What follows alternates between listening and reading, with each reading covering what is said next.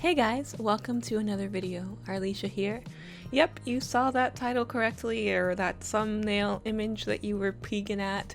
Today I am reviewing markers, which may seem like kind of a strange thing, as for a long time I've primarily been working in watercolors or gouache and not much in the way of alcohol markers for sure. But the company Artify reached out to me and asked if I would be interested in trying their product, and as I actually used to use Copic markers, I was super interested in testing out a cheaper alternative to more expensive alcohol markers. Currently you can find Artify markers on Amazon for about $40 for this giant set of 80 markers. A similar amount of Copic markers is going to cost you much closer to $350 to $400, so upwards of somewhere between 8 to 10 times as much for the same number of markers.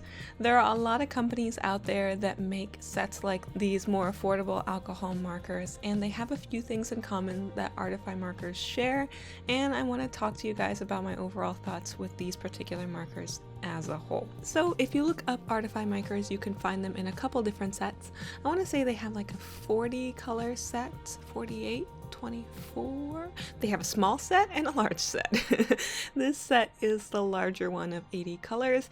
And even though these markers were sent to me for free, I'm going to be giving you my honest opinions on all of them. Is it called swatching if you're using markers? Do you still call it swatching? Or is it, I don't know what, I guess you call it swatching with markers. That's what I call it with watercolors. Anyway, as I was testing out each individual color here, it does look like a wide variety of colors, but I still found there to be some limitations, especially in the very light tones. And while some people may have been deterred by this large number of grays here, everything on the second page is classified as a gray, even though some of them are obviously warmer and closer to a beige.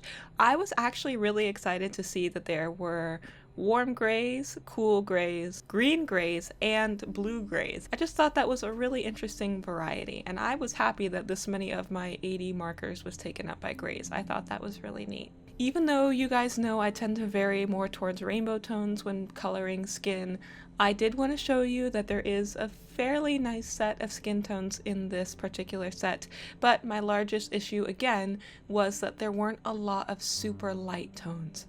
The primary reason that this is an issue is because there is no brush tip on these markers, with one strange exception that we'll talk about soon.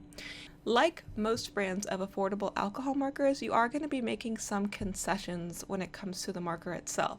These ones feature triangular barrels with a chisel tip on one side and a bullet tip on the other, so you're not getting that really nice soft brush tip that you might be more familiar with if you've ever used Copic markers. I know there are other like Winsor & Newton brush markers, other brands that have them, but the Copics are the ones that I'm familiar with, so I'm going to be comparing them to those.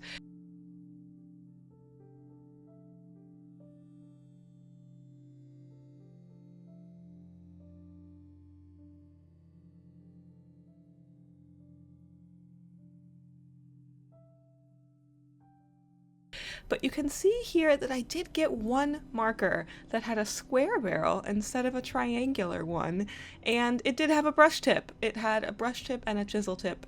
I have contacted Artify and haven't heard back from them yet about why this is, to see if these brush tip markers, if they're available in a set, or why it is that I got one of them. I don't really know. In my set overall, there weren't really any overlaps as far as repeating colors. There were some that were kind of similar and some where the naming and numbering conventions didn't seem to correlate with others, like the warm grays. There was like a weird triad of warm gray markers that didn't seem to fit the numbering system. And sometimes you get stuff where the color on the cap doesn't match the actual color of the marker, and that doesn't match the name. So sometimes you'll get a purple that's called pale blue, or a pink that's called pale purple, and it's not a perfect match. But to be honest, when it comes to these markers, because they don't have a brush tip, I had kind of resigned myself to the fact that I was going to be using them for much looser experimental sketches and things like that.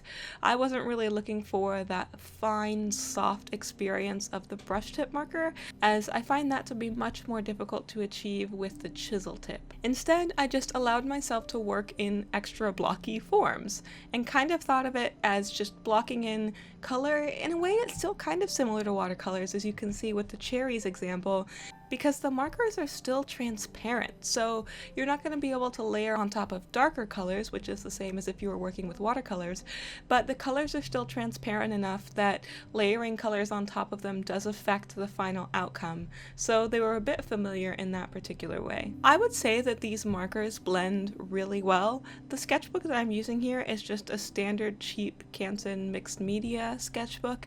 It's not really special marker paper or anything like that, and while they do look streaky sometimes, if I had gone over anything with multiple layers, it would have cleaned up very nicely. And even that streakiness, I think that if you really are familiar with markers, you can overcome the chisel tip, or you can find new ways to do interesting things with them.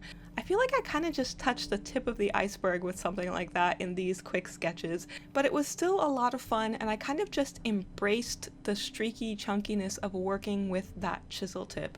And it was still pretty versatile because I could turn that tip on its edge and get a finer point. Overall, I actually had a lot of fun working with these markers.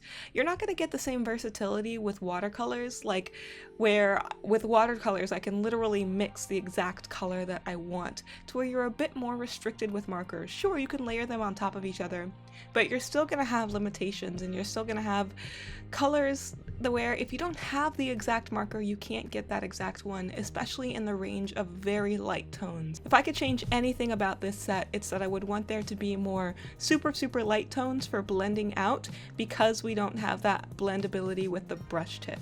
Overall, I'm very excited to have these markers. I'm really excited to just use them for quick sketches like this and to kind of switch things up when I want to do something new.